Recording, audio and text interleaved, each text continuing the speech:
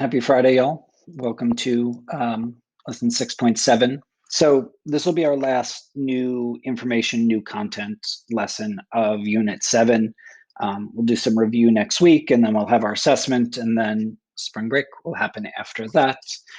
Just before we leave this era, before we leave the 20s, I wanted to sort of start to paint a picture of some demographic change that's happening in the US a little bit before the 20s, but the 20s is when it's really going to start to take off. So I want to focus on the second point here, the idea that people are going to leave the cities and move into rural areas. Obviously, people have always lived in rural areas in this country. We have like farmers, but this is a specific kind of measurable migration that starts to happen. Starting before World War I, thinking about what the cities, specifically these northern cities, look like, they're really white. I showed you all a chart in class during the week that showed that in 1910, 90% of Black Americans are going to live in the South. That does not leave very many Black Americans for the North to sort of diversify it, so the North is white. Even immigration, we talked about in like the Gilded Age, we're talking about primarily European immigration. West Coast looks a little bit different, but if we're kind of focusing on up here, just really, really white cities. Then World War I happens. 14 men or 14 million Americans are going to serve. Most of those men, most of them white, including all men between 21 and 30 enlisting in the military. That's going to create a lot of job opportunities in the North. Those jobs, that job gap is going to be filled by women and Black Southerners. We talked about the first part of this during class this week. So labor shortages in the North, creating new opportunities, leading to a very large migration of Black Southerners to the North. We'll sort of expand on that, and we'll talk about women. So just like Black Americans move to the North and we see things like the Harlem Renaissance, these big sort of intellectual and cultural events that happen, we're going to see something similar with women after World War I.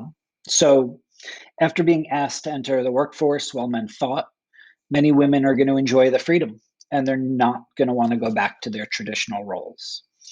Women will challenge the traditional roles of women with the help of consumerism. So we're going to see fashion, dancing, social lives, this sense of freedom. Again, not exactly the same, but similar enough to the Harlem Renaissance where you can sort of see the pattern between these two ideas. Entering the workforce is going to lead to freedom, which is going to lead to expression and creation of art and all of these sort of things.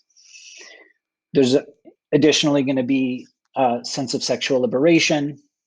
Mass access to birth control really comes to the forefront in the 1920s. And even though women are still restricted to mostly feminized professions, clerical workers, secretaries, teachers, all in all, we're going to see a shift from like traditional, usually more submissive roles to a role that is more about freedom and self-expression. The last sort of input here, the last cause before we talk about the effects, is this idea of nationalism and this idea of acting American. So talked about it last week, World War I, there's a lot of propaganda happening, a lot of like America's the best and America's going out into the world and they're trying to save everybody and all of this stuff.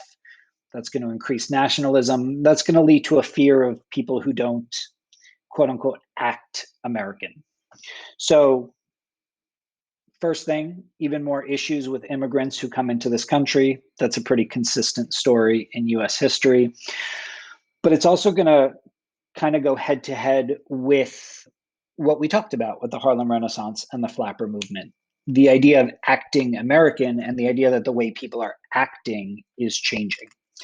So cultural ideas of acting American, traditional Christian ideas of acting American is going to sort of come, yeah, like I said, head to head with what is the role of women? What is the role of minorities? What is the role of Christianity in American life?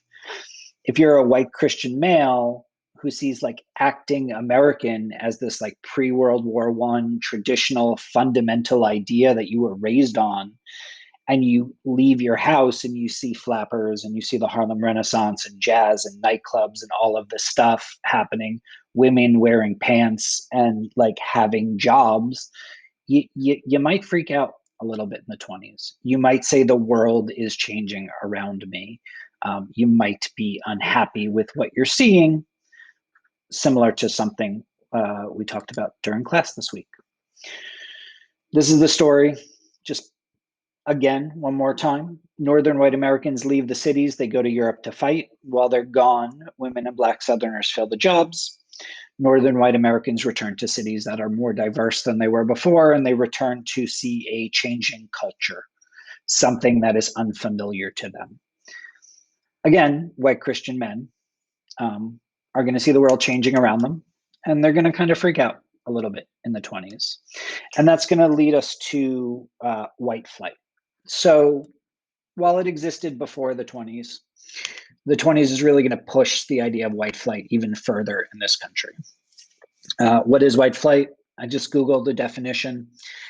It's this phenomenon of white people moving out of urban areas, particularly areas with significant minority populations. So white people saying, I'm uncomfortable with the way the world looks, I'm a leave. This is our story specifically. White Christians, I say Christians just to sort of supplant this idea of traditional ideas.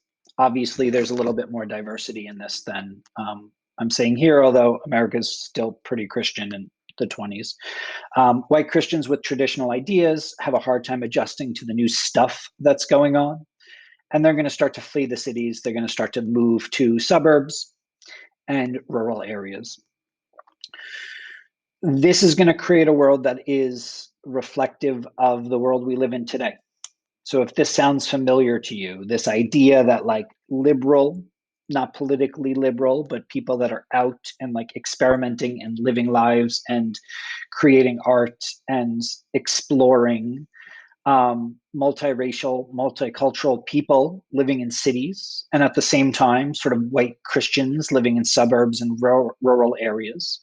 The 1920s is kind of where this really starts. It's a good place to look for why in 2021 demographics are really lopsided and cities and rural America look so different from each other. That's all I got. I think I kept it short, and I will see you in class next week.